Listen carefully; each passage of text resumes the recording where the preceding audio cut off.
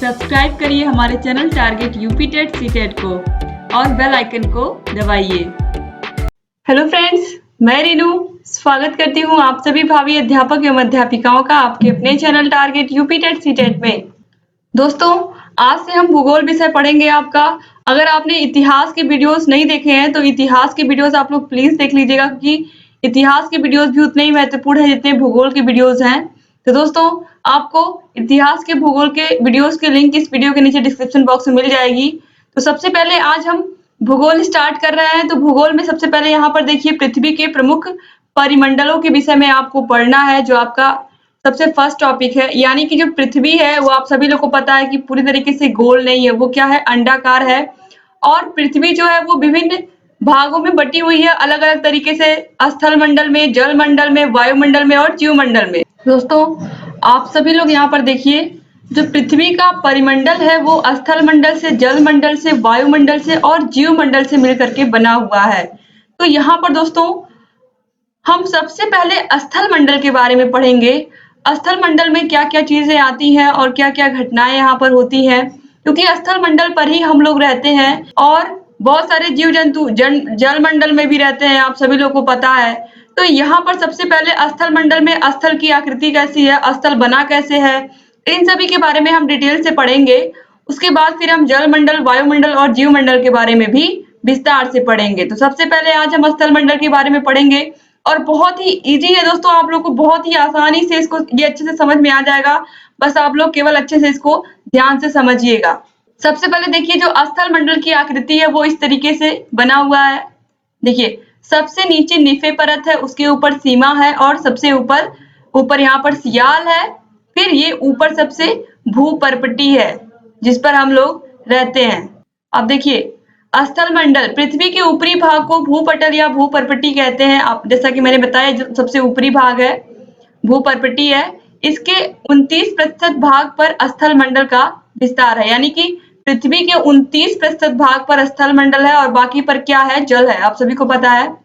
जिसका घनत्व 2.7 ग्राम पर सेंटीमीटर क्यूब से लेकर के 2.9 ग्राम पर सेंटीमीटर क्यूब तक है। यानी कि जो भूपर्पटी का घनत्व है वो 2.7 ग्राम पर सेंटीमीटर क्यूब से लेकर के 2.9 ग्राम पर सेंटीमीटर क्यूब तक है। इसमें सिलिका चट्टानों की प्रधानता है। पृथ्वी की इस बाह्य परत को स्थल मंडल या भूपर्पटी कहते हैं। ये आपने देख लिया। अब यहाँ पर हम देखेंगे, स्थल मंडल की औसत मोटाई 30 से 40 किलोमीटर है। महाद्वीपों के नीचे इसकी मोटाई महासागरों की अपेक्षा अधिक है। मध्य प्रशांत महासागर के तल के कुछ भागों में तो भूपर्पटी लगभग नाम मात्र की है, जबकि महाद्वीपों पर पर्वतों के नीचे इसकी मोटाई 760 किलोमीटर तक पाई जाती है। स्थल मंडल को भी सामान्यतः दो परतों में बांटा गया है। इनमें से ऊपरी परत सिलिका और एल्यूमिनियम से बनी होने के कारण सियाल कहलाती है और इसके नीचे की परत सिलिका और मैग्नीशियम से बने होने के कारण ही इसे हम क्या कहते हैं, सीमा कहते हैं। महाद्वीपों की रचना में सियाल पदार्थों की प्रधानता है। तो जो सियाल है इसमें क्या क्या है, इसमें सिलिका और एल्यूमिनियम की प्रधानता है, तो इसलिए इसको सियाल बोलते हैं। और जो सीमा है इसमें सिलिका और मैग्नीशियम की प्रधानता है, इसीलिए इसको सीमा बोलते हैं। तो इससे आप शॉर्टकट नेम भी याद रख सकते हैं। अब आगे बढ़ते हैं हम। स्थल मंडल की रचना जिन ठोस पदार्थों से हुई है उसे चट्टान कहते हैं। अधिकतर चट्टानें खनिजों से मिलकर के बनी हैं, परंतु कुछ कार्बनिक पदार्थों से भी मिलती हैं। कोयला, मूंगे की चट्टानों आदि, इसलिए स्थल मंडल को चट्टानी मंडल भी कहते हैं। इसके बाद दोस्तों आगे देखिए, स्थल का बदलता स्वरूप। धरातल सर्वत्र एक समान नहीं है, इस पर अनेक विषमताएं दिखाई पड़ती हैं। धरातल कहीं ऊंचा है तो कहीं नीचा है। इस पर फैले पर्वत, पठार, मैदान, घाटियां एवं मरुस्थल प्रमुख स्थल आकृतियां हैं। ये स्थल आकृतियां अपने आकार और स्वरूप में स्थान स्थान पर भिन्नताएं रखती हैं तथा समय के साथ साथ उनमें परिवर्तन होने लगते हैं। भूपृष्ठ पर धरातल के स्वरूप में परिवर्तन एवं स्थलाकृतियों का निर्माण दो प्रकार की प्राकृतिक क्रियाओं द्वारा होता है, बाह्य शक्तियां और आंतरिक शक्तियां। आज आप लोग पृथ्वी पर देखते हो, कहीं पर बिल्कुल समतल है, कहीं पर पर्वत है, पठार है, तो कहीं जमीन ऊंची नीची है। तो ऐसा क्यों है, इसका कोई ना कोई रीजन होगा हमारी पृथ्वी पर। इसके अलावा दोस्तों, कभी अचानक भूकंप आ जाता है, कभी अचानक बाढ़ आ जाती है, कभी ज्वालामुखी फट जाता है। तो उससे क्या होता है, जहां पर ज्वालामुखी फटा वहां की स्थलाकृति क्या हुई, चेंज हो गई। जहां पर भूकंप आया वहां पर क्या हुआ, वहां पर सारी चीजें अस्त व्यस्त हो गई, ऊंचा नीचा हो गया सब कुछ। तो इनका रीजन क्या होता है, कारण क्या होता है, और जो हमारा भूपृष्ठ है, जो हमारा धरातल यानी कि जो हमारा स्थल मंडल है, उस पर कौन कौन सी शक्तियां कार्य करती हैं और किस तरीके से यहाँ पर जो प्राकृतिक दशाएं हैं उसमें उसमें चेंजेस कैसे होते हैं, ये आपको सबसे पहले समझना पड़ेगा। और यहाँ पर दोस्तों जैसा कि मैंने बताया सियाल, सीमा और निफे, इसको एक बार फिर से आप देख लीजिए। तो इस तरीके से आप देखिए, जो केंद्रीय भाग है, जो सबसे बीच का भाग है, ये निफे से मिलकर के बना है। निफे का मतलब दोस्तों यहाँ पर शॉर्टकट में लिखा हुआ है, निफे को हम कहते हैं निकिल और फेरस, ठीक है। तो ये निकिल और फेरस से मिलकर के बना हुआ जो सबसे आंतरिक है। इसके बाद जो दूसरे नंबर पे है वो है सिलिका और मैग्नीशियम से मिलकर बना हुआ है, इसको सीमा कहते हैं। और जो सबसे ऊपर है वो क्या है, सियाल है, यानी कि सिलिका और एल्यूमिनियम से मिलकर के बना हुआ है। और जो भूपर्पटी है हमारे, जिस पर हम रहते हैं, इसको हम भूपर्पटी ही कहते हैं। अब हम आगे बढ़ेंगे प्राकृतिक शक्तियों की ओर, जो हमारे धरातल की दिशा और दशा को तय करते हैं, वो कौन कौन सी शक्तियां हैं। तो जो धरातल है उसमें कौन कौन सी शक्तियां लगती हैं, सबसे पहले हम वाह्य शक्तियों के बारे में देखेंगे। वाह्य शक्तियां क्या होती हैं। वाह्य शक्तियां वायुमंडल और जलमंडल द्वारा सक्रिय होकर भूपृष्ठ में परिवर्तन उत्पन्न करती हैं, जैसे कि नदी, वायु, भूमिगत जल, समुद्री लहरें आदि। ये सब क्या है, वाह्य शक्तियां हैं जो हमारे धरातल पर परिवर्तन लाती हैं। यानी कि कभी कभी आपने देखा होगा बाढ़ आ जाती है, तो वहां का जो स्थल होता है उसकी आकृति बदल जाती है। कभी कभी समुद्र से लहरें उठती हैं, तूफान आ जाता है, तो जहां पर आसपास के जो लोग रहते हैं जो स्थल मंडल पर, वो भी प्रभावित होते हैं। इस तरीके से यहाँ पर बताया गया है कि जो वायु मंडल है और जल मंडल है, उन दोनों के द्वारा सक्रिय होकर के भूपृष्ठ में परिवर्तन किया जाता है। तो उम्मीद करती हूँ आपको बाह्य शक्ति समझ में आई होगी। अब आंतरिक शक्ति की बात कर लें। ये शक्तियां हमें दिखाई नहीं देती हैं, लेकिन पृथ्वी के अंदर बहुत सारी हलचल होती रहती है। यहाँ पर आप देखिए, आंतरिक शक्तियां भूगर्भ में सक्रिय रहती हैं तथा वे भूपृष्ठ में परिवर्तन करती हैं और विभिन्न प्रकार के स्थल रूपों को जन्म देती हैं, जैसे ज्वालामुखी, भूकंप। इन्हें विवर्तनिक शक्तियां भी कहते हैं। जैसे कि ज्वालामुखी जब आता है, आप सभी को पता है, उसमें से उद्गार निकलता है, उसमें से चिंगारी निकलती है, गर्म लावा निकलता है बिल्कुल जलता हुआ। तो इससे क्या होता है, पृथ्वी का जो वहां का आकृति होती है, जहां पर ये निकलता है, वहां की आकृति बिल्कुल ही चेंज हो जाती है। इसके अलावा भूकंप, भूकंप भी आप सभी को पता है कब आ जाता है, कुछ पता नहीं रहता है इसका, और कितना नुकसान करता है ये बताने की जरूरत नहीं है आप लोगों को। किस तरीके से कहीं बिल्डिंग गिर जाती है, कहीं पर कुछ हो जाता है, और कहीं पर इस तरीके से जान और माल दोनों की हानि होती है भूकंप में, और स्थल की आकृति तो बदल ही जाती है।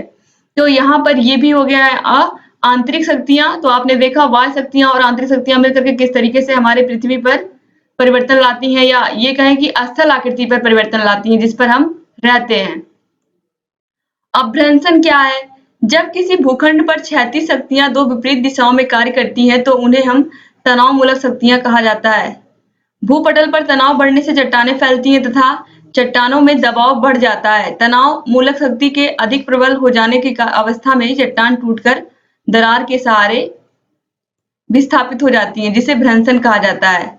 अब भ्रंशन यहाँ पर दोस्तों बताया गया है कि दो शक्तियां आपस में जब टकराती हैं तो उनके बीच तनाव उत्पन्न होता है, और जब बहुत देर तक वो टकराई रहती हैं तो टेंशन उत्पन्न होने के कारण, या फिर ये कहे तनाव उत्पन्न होने के कारण ही वो टूट जाती हैं। तो समांतर में दो बल आपस में लग रहे हैं और इतना अधिक उनके बीच में टेंशन हो गया कि वो आपस में ही टूट जाते हैं, दूसरे के ऊपर चढ़ जाएंगे या टूट जाएंगे। तो इस तरीके से यहाँ पर देखिए भ्रंशन कितने प्रकार का होता है। सबसे पहले सामान्य भ्रंशन है।